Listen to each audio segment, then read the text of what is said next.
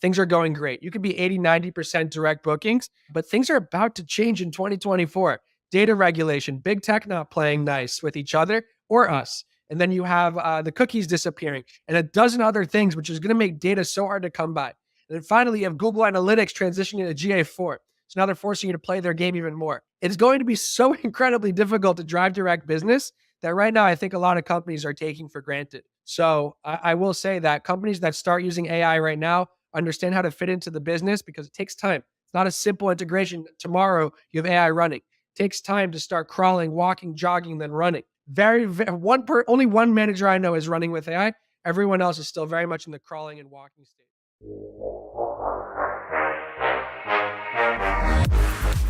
You're listening to Slick Talk, the hospitality podcast, a podcast for those who are in and around the hospitality industry who love, live, and breathe what they do. You can join us for candid and unscripted conversations with hospitality experts and founders as we go deeper into their personal stories while they're sharing their triumphs and trials that got them to where they are today. I'm your host, Will Slickers, and you're listening to an episode of Slick Talk, the hospitality podcast. Now, let's begin.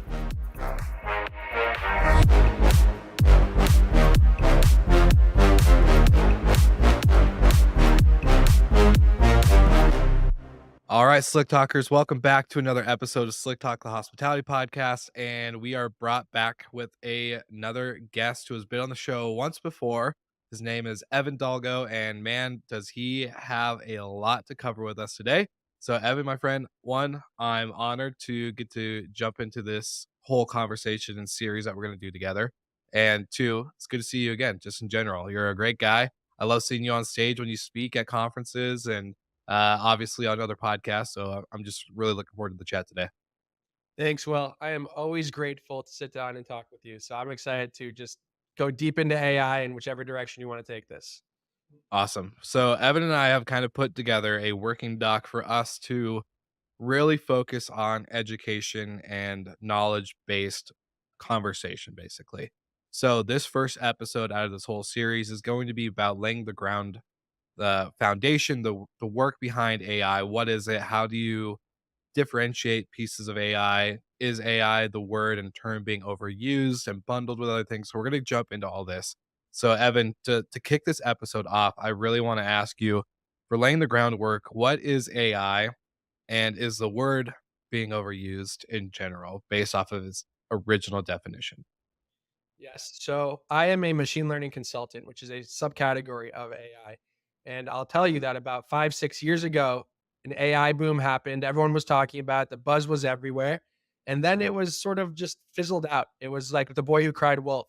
So AI became very unpopular because everyone overused the term, even though it's not true. If it's automated, AI. If it does something for you, AI. So, yeah, I would say 99% of the time a company says they're using AI, they're not. I think that's going to change with the access to like Chat GPT and other things. But nine out of 10 times they're not actually using real AI, so it's definitely overused. And it's important to know the right questions to ask and how to do due diligence. That way, you can see, are you using real AI or is it branded AI? So you mentioned ChatGPT, and this has been one that's been very popular in the industry outside of hospitality in general as well. But in hospitality, we're seeing a lot of conversations of people being either really concerned or really enthusiastic about ChatGPT and its application to our industry. So would you consider ChatGPT and that AI to be a legit AI, or is this again another exciting phrase of people using automation? No, it's real AI. It is extraordinarily powerful. I know we both used it plenty, but I think the idea stems from humans that use AI will be better than humans that don't use AI. And the idea is, how do you have a team of two doing the work of a team of 20? And that's what AI really empowers you to do. It takes massive amounts of data, in this case, on your guests, and you can start understanding their preferences, affinities, and purchasing power. And then you can start automating outputs, whether it's personalization, whether it's email marketing that's specific to that guest or it's chatbots, whatever it is. So, yes, ChatGPT is real AI. I will say the biggest difference, though, is the conversational component, because we've had companies like Jasper and Wolfram Alpha, and there's probably a dozen other companies that have been doing something similar, but those were mostly just giving you an answer. ChatGPT is almost like someone's on the other side typing it up. So I think Mhm. that component has really intrigued everyone because it's almost like there's another human. So yeah, absolutely real AI, and I do think that's going to the humans that use it for whatever they're doing. If they're a copywriter, if they're an accountant, whatever, if they have tons of labor, manual labor, and ChatGPT can do it in a blink of an eye, you better use it. You'll do so much more business. 100%. And we've actually been playing with it on our end from the podcast side. And it's been great because we're already a small team of three. And, team of three working with 33 podcasts already. So this already enhances a lot of our stuff from show notes to all sorts of other copy. Can you dive into one? I want to kind of more of a two-part question here, but why is all AI not created equal? So why is something like ChatGPT so powerful compared to another AI that is AI but can't do the same type of response that ChatGPT has done and we have all seen as an example? Yeah, so let's maybe do a minute or two of just AI education, just so we know what we're Yeah. talking about. So AI, artificial intelligence, is this just umbrella term. It doesn't really mean something super specific. All it means is that something is taking a ton of data and then has an output. So ChatGPT takes whatever data you put in and then spits out whatever you command it to do. So that's what AI is, the idea of it. And then you have two components of that subcategories: machine learning and natural language processing. In other words, ML and NLP. So NLP is a version of ChatGPT. You're taking language, you're understanding the sentiment analysis, and you're able to just do what ChatGPT does. Put in a query, and it'll give you the answer just like a human would, except it does it within seconds rather than minutes or hours. Now, the machine learning side, which I'm sure NLP and ChatGPT is using, the machine learning side is how do you keep improving based off the data you get? So, for example, when we go on Amazon and we start clicking around, we use Amazon all the time. Amazon knows our purchasing power, they know our preferences, they know our affinities. So, Amazon's going to start showing us products that we like, and we'll actually click a product that we don't necessarily want, but we know it's going to take us to the whole other category with other products we want. The next thing you know, our cart has 10 things. So Amazon, every time you click, it's learning, okay, they like this. Every time you don't click, it's saying, stop serving them that stuff because they don't like it. So that ability to learn is the key to true AI. Now, a lot of solutions currently are something we hear called heuristics. Scary word, but all it means is snap reaction. So you click this button and maybe give them two routes. So if they press yes, then you say, what's your email? If you press yes, then the idea is just speed and giving you an automatic a response and taking you to the next step. That is the foundational level of AI. You have to have heuristics in place, but it Mhm. doesn't mean the heuristics are improving. Again, they're just about speed, not improving in accuracy. So then you add AI or machine learning to the heuristics, and that's when you get constantly improving recommendations. So back to the question then, how do you know if it's created equal or not compared to, obviously there's a lot of like we are hospitality professionals. We are not AI, we are not tech professionals as much as we'd like to assume we are sometimes. We're very much in the space of service and operations. So when all of this hits us as operators from vacation rentals to hotels, even restaurants, this is a whole new world. How does one take all this in and then apply it knowing what one to apply versus like a chat GPT or a Jasper or whatever else is out there? Yeah. So let me just say that if it's working, it's working. If you're happy, then you're happy. So, like Mhm. the chat GPT companies that are going to start spawning and companies leveraging other forms of AI for their own services, that's fine. If you're happy with what they're providing, then who cares?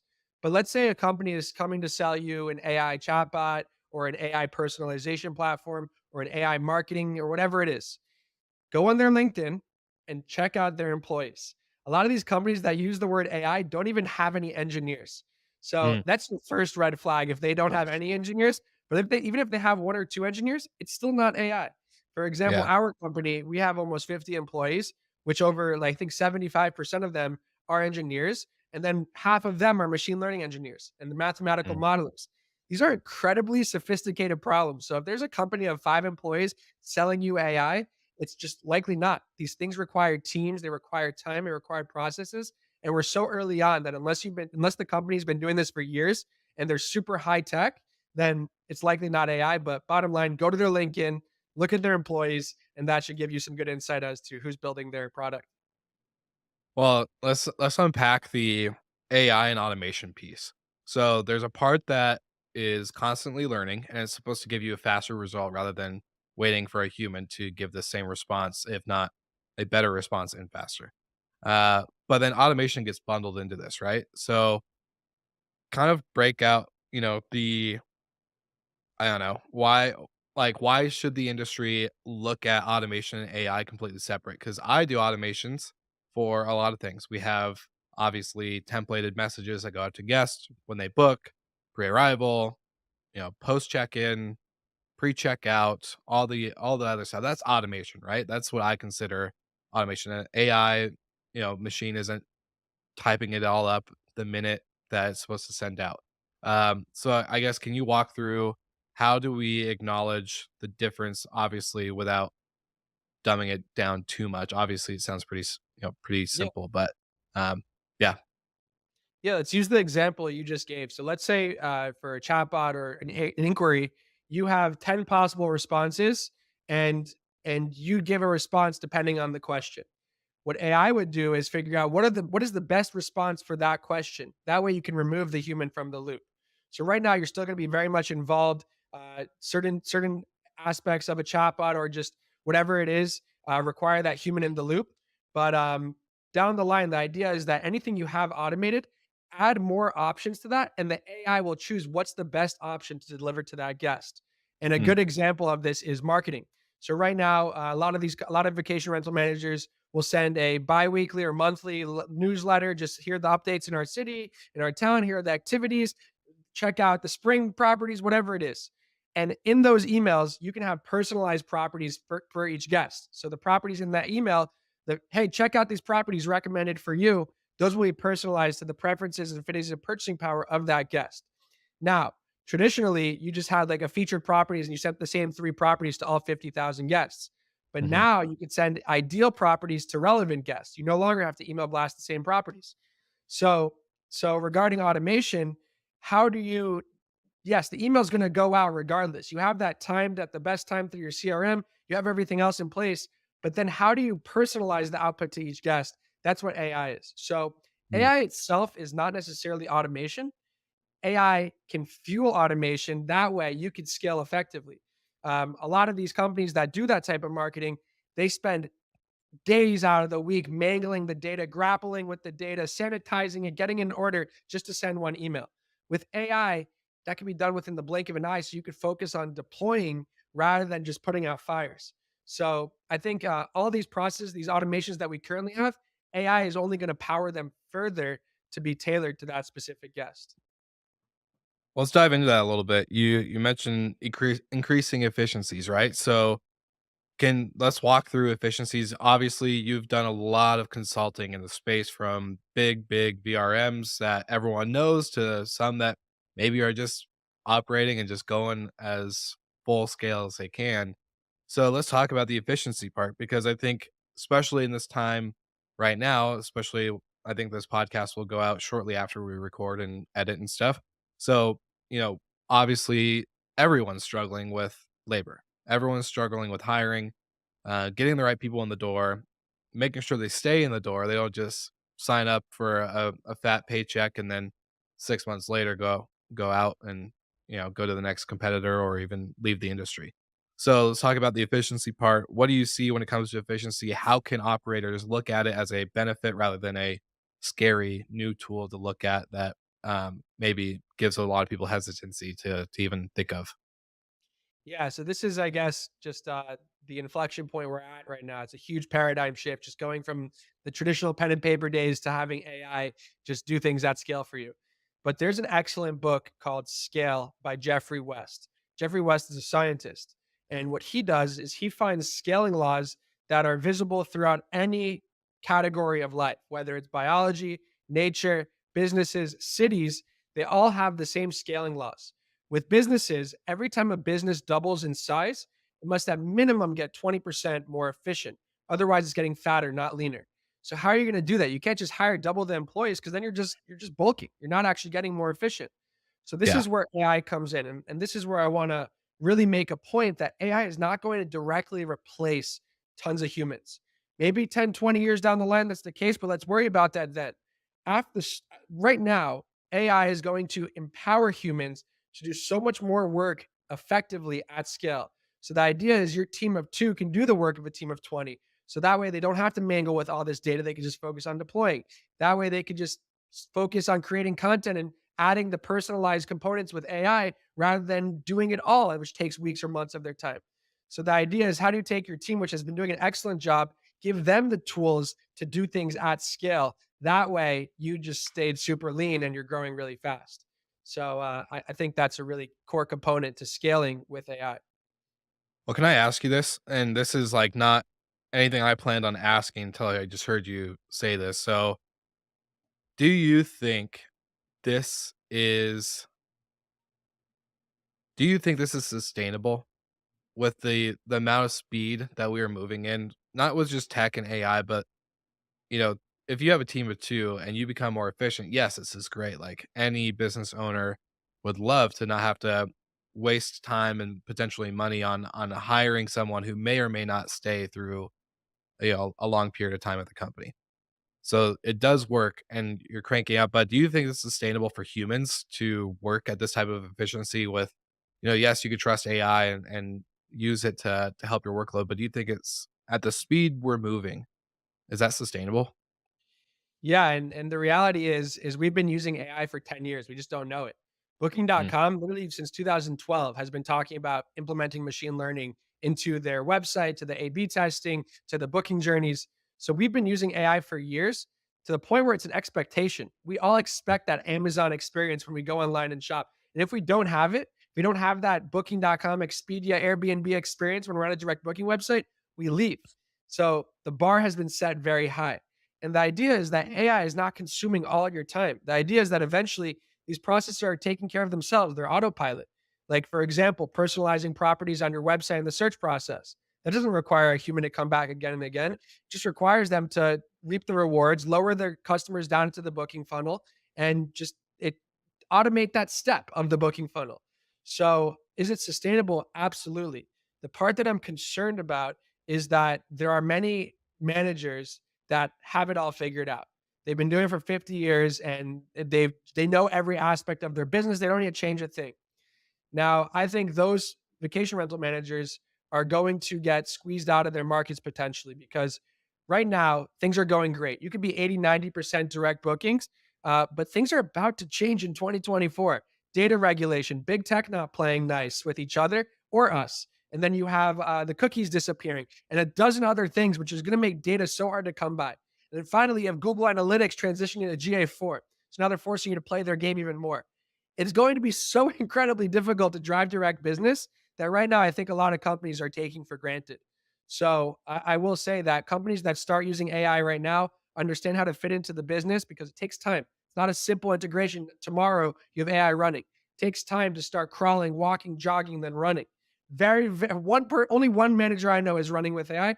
Everyone else is still very much in the crawling and walking stage. And everything we spoke about today is very much crawling and walking. So I will say that the ones who are using AI now and start to jog, they're going to be the consolidators. The ones that don't use it as much and are playing catch up 2 years down the line, they're going to be the consolidated. Walk us through these changes coming in 2024. You're talking about GA4 and all this other stuff, cookies disappearing. What does that mean in real in like hospitality business owner terms that like I didn't realize like the GA4 thing until you and I talked uh planning this episode. I was like, what the heck? And I was went onto my Google Analytics account and saw all these changes happening that were like literally notifications just popping up right when I logged in. So what does this look like? What should people be prepared for? Yeah. So Google Analytics is a core component to your vacation rental direct booking business. It shows you your revenue per visitor, your average booking values, and essentially gives you autonomy to control your own destiny because that's direct business. So the changes coming regarding data have been happening for years, but finally it just all accumulated and is happening all at once. So cookies are disappearing. That's been planned. Cookies are a way for companies to stalk you across websites and devices. So that's all disappearing, which people are happy about because, oh, I'm no longer being followed around by companies and I have my space back. So cookies are disappearing. That is going to be very rough for companies because now you don't know where your customers looked at on other sites. Now you don't know what they do. So you have to find Mhm. other ways to understand their behavior. Now we have the data regulation point. So in Europe, they have what we call the GDPR. America is adopting almost identical legislation every other month. Every other month for the last several years, they've been just slowly, gradually implementing GDPR type regulation. So that's happening. The third one is that big tech is no longer playing nice. For a long time, Apple and all these companies would share the data with other companies using their platform. But about a year ago, Apple shut that off. They shut the hose of free Mhm. data off. And you look at Facebook stock, look at all these companies' stocks, it hurt them because they can no longer personalize their social media feeds, their customer journeys. So big tech is not playing nice with each other, and they're especially not playing nice with us. And I guess a good point for that is that GA3 is turning into GA4, and that's just lowering us deeper into Google's system, forcing us to play their game. Not necessarily a bad thing, but you can't customize things. You have to really use Google's ecosystem if you want to thrive. And that's the idea. So, between all of those things, driving direct business is going to get substantially more competitive. It's going to get harder. So, customers that aren't driving direct bookings today, it's going to be rough, and you're going to have to spend a lot of money on pay per click because those are already super expensive. And you're going to have to figure out what your best acquisition channel is. But starting in 2024, the world is going to be an entirely different place. So the companies that aren't implementing a book direct site or haven't been collecting customer emails, they're the ones that are really going to suffer because they're not going to have the amount of data that we've had in the past like everyone else has. Now they're going to be working with basically breadcrumbs. Is that what you're saying? On top of that, correct. On top of that, they're also not going to have enough data to use AI.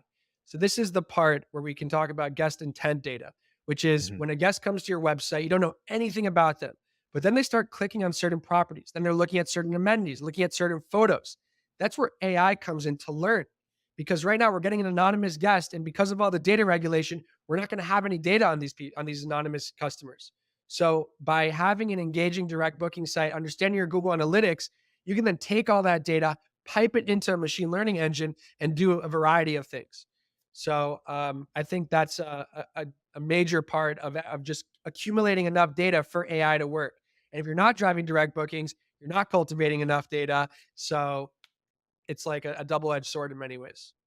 How many data points does it take to feed an AI appropriately to actually do what it's supposed to do? Yeah, traditionally it takes tons of data, and machine learning was only accessible to big tech and enterprise for a long, long time. My team, they founded Google Ads Machine Learning. So they built the world's biggest personalization engine at scale. And they specifically left Google AI because they're like, how do we democratize this for smaller businesses? They realized that the leverage that big tech has over us for a 10-year head start, billions of dollars going into R&D on machine learning and AI, like we have to democratize this.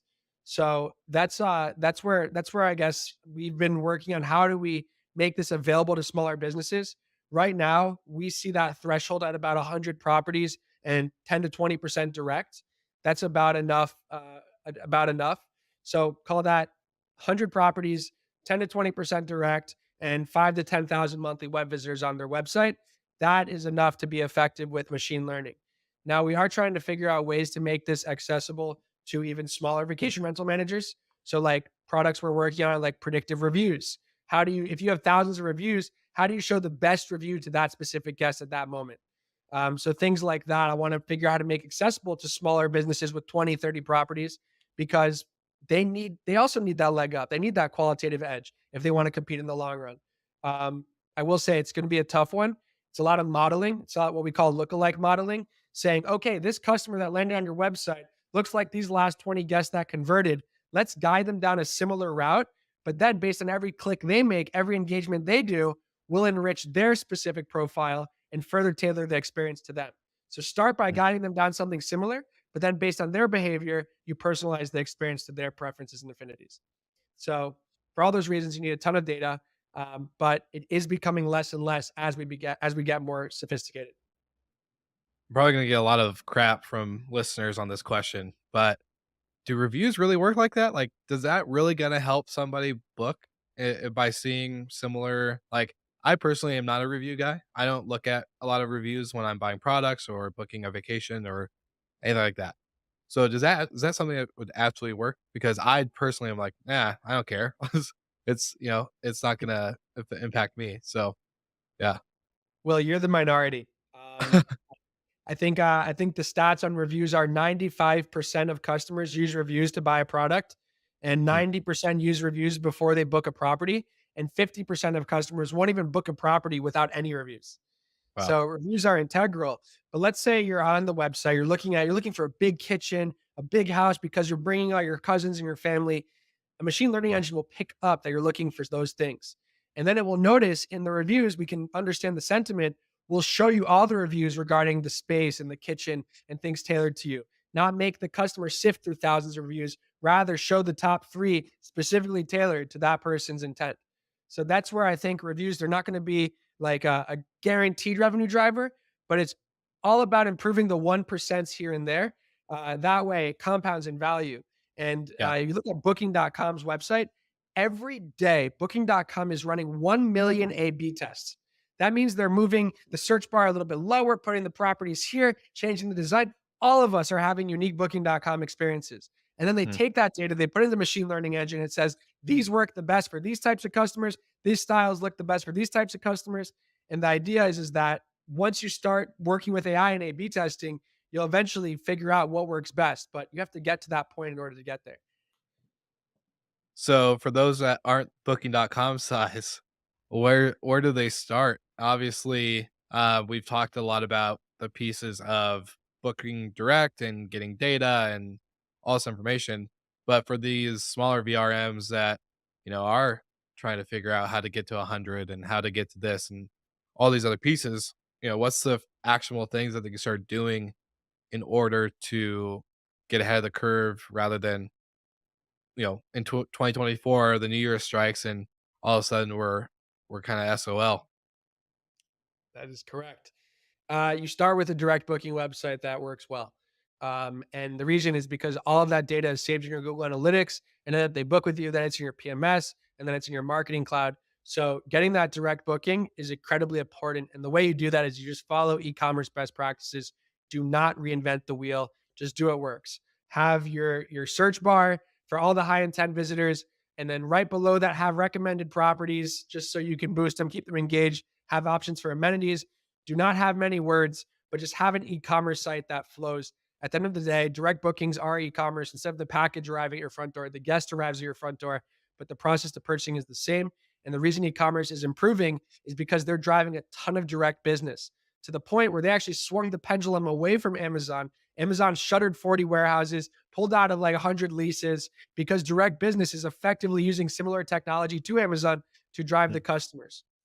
So the idea is that if you're going to send customers to your website using pay per click, make sure your website is ready to convert them.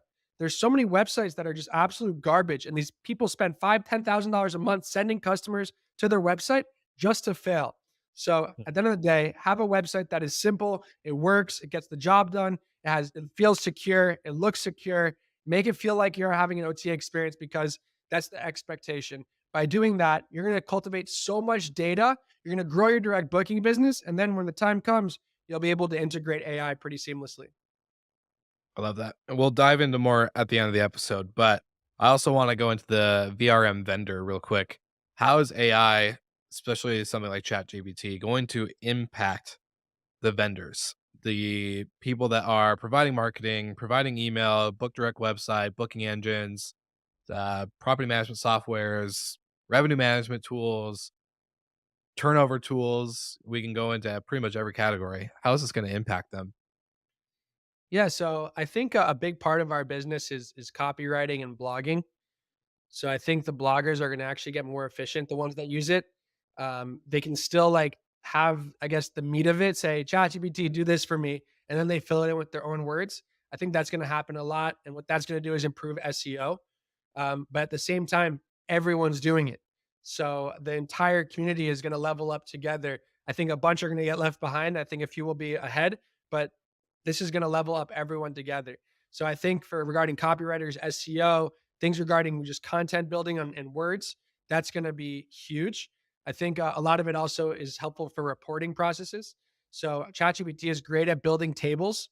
It's Mm, great at building spreadsheets. Just tell it what to do, and it'll set you up. It'll save you dozens of hours of just setting up the infrastructure for some of these reporting methods. So I think it's gonna the companies that use it, it's gonna save dozens of hours per person a week. That way, they could spend it elsewhere to grow the business. I do think it's going to hurt a lot of customers, a lot of vendors that just have a product that's like conflicting. They have a product that's just a competitor where they're saying, "Hey, we can do all these things for you." And they're like, "Yeah, but not ChatGPT does it for free or $20 a month." So I mhm. think that will be a little bit, but I think more so it's gonna help than hurt. Awesome.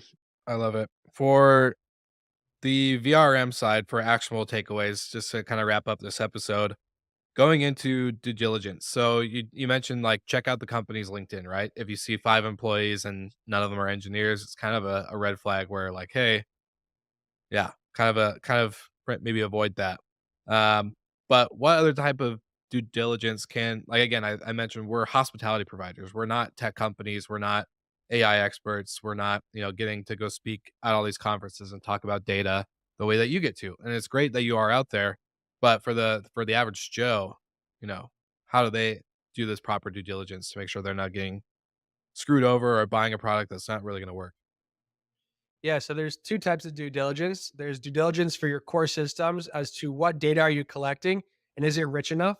So like for your PMS, your CRM, all these things, just go speak to your rep and see what data are you collecting and is it guest intent data? And if you're not collecting enough, then figure out a way to fill in the void, whether it's a Wi-Fi cultivation tool, who knows? Just figure out how to collect as much data as possible. Now, regarding further due diligence, some questions I would ask are these heuristics or is there actual machine learning involved? And that's saying, is it a snap reaction or is it gradually improving over time?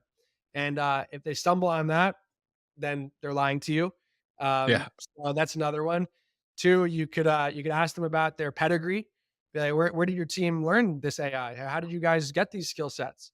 And if they don't have a good answer, they're lying. It's really just it's about probing their experience because at the end of the day, you're not going to validate if their if their mathematical models are correct or not. You're not going to validate their code to say is it AI. What you can ask them is like these, I guess, surface level questions to see if they're BSing you or they actually have the knowledge to do these things. So I think Mm. it's really about it using your human to human skills to see are they telling the truth. It's funny because Yeah. human to human to find out if the AI is real. I love it. That's why I was laughing. I was like, "Oh, nice. I like this." Um, you also mentioned like web flows, recommendations, and how it's kind of like the best e-commerce practices, right? So for people that are looking into book direct engines and kind of the software behind it, is there kind of any like one or two things that you recommend that they look for when they're shopping for this type of product or tool to start implementing today? Yeah. Okay. Three things to implement today. First, invest in your mobile website. It is ridiculous how 90% of the industry, 95% of the industry does not have an effective mobile website. 55% of Airbnb bookings are done via mobile devices. Other OTAs are in the 20 to 40% range. Why are we not investing? Like the computer is no longer just at our desk, it's in our pocket. 50% of guests or travelers use their phone to do research. Hmm. You want to make sure that you have that step of the funnel ready to lower them down deeper. Maybe they'll find you on the phone first. And if you don't make a good impression, they're not going to go find you on a computer. So have a mobile website. Two, have customer reviews on your website as well. I know you're not a review guy, but Hey, majority of people are. It's like the yeah, easiest way to do research and feel secure. Have that on your website. And three, have payment security on your website. Have those logos that say there's insurance, you're protected. If you're scammed, we'll refund you. And make sure that you're using common payment methods like Stripe, Google Pay, whatever it is. Don't have these yeah, chunky fill in the boxes, these forms that is from 1990 to 2000. We are 25 years later now. We need to have modern. Yes, do anything you can to make it feel like an OTA because they've mastered it. So let's just copy and paste. And by yeah. doing that, getting those direct bookings, you can now spend money on pay per click, send more customers to your website, passively cultivate all that data. And then once you hit that threshold of 75 to 100 properties, machine learning might come into play. 100%. And Stripe's like so easy to use. I know a lot of people get intimidated by payment processing and all this other stuff. So easy.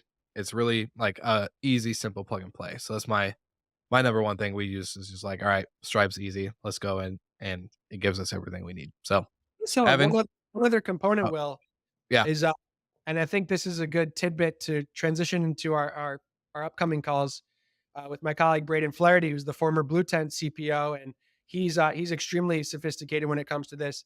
Is revenue attribution. It's extraordinarily difficult to attribute revenue to an anonymous web visitor that you don't really know where they came from to a booking. And that's where machine learning comes into play as well, but primarily Google Analytics. So if you Mhm. can master Google Analytics, you'll be able to identify every phase of the funnel where that guest came over the course of 6 to 8 times in the course of 6 to 8 weeks while they're going through their booking process. So using Google Analytics effectively will allow you to see this user keeps coming back at these times. They change devices. They're getting stuck here. With those frontline insights, you can now make executive decisions. You're going to know if there are obstacles in your funnel. You're going to know, okay, let's double down on pay per click. So the idea of just becoming a Google Analytics Pro will allow you to see every phase of the booking funnel, and then you can just make executive decisions for your business. So, revenue attribution is something that's a bit more complicated, and we should definitely dive into on the upcoming episodes. Yep, I already took note, making sure that we're going to cover that. So I truly appreciate this. This actually helps me a lot too. It really breaks down things, whether you're thinking about it or you know it's in the back of your head or you keep seeing stuff online, but it's so high level that you're like, I don't even know where to start. So this has been really awesome to just kind of break it down piece by piece with you. And then we'll, of course, like you just said, we'll jump in with Braden and we'll get a little bit more high level, deeper dives into all this other stuff. But really looking forward to it. And thanks again, Evan, for being on the show. We'll see you guys all again So, next week.